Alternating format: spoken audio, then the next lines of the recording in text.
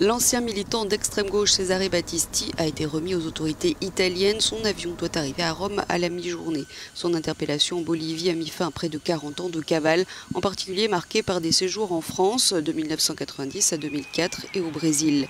Le Brésil qu'il avait quitté il y a un mois pour justement échapper à une arrestation qui a donc finalement eu lieu samedi à Santa Cruz. Il n'a opposé aucune résistance. Le chef du gouvernement italien Giuseppe Conte s'est félicité de voir un homme jugé, non pas à cause de ses idées politiques, mais pour les 4 crimes qu'il a commis et divers délits liés à la lutte armée et au terrorisme.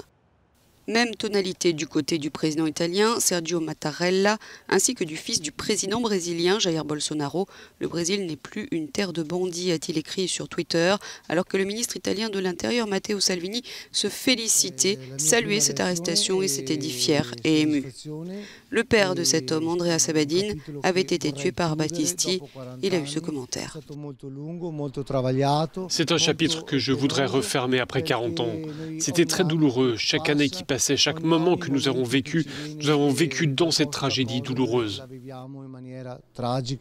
Le frère de Maurizio Campagna a aussi été tué par Cesare Battisti. La question que je voudrais poser, pas seulement à Battisti, mais à tous les terroristes, c'est si vous aviez gagné vos batailles avec le sang de tous ces Italiens sur vos mains, que feriez-vous maintenant ? Arrêté à Milan et écroué en 1979 en Italie, Cesare Battisti s'était évadé en 1981. Et c'est en 1993 qu'il a été condamné à la prison à perpétuité par contumace pour 2 meurtres et 2 complicités de meurtre.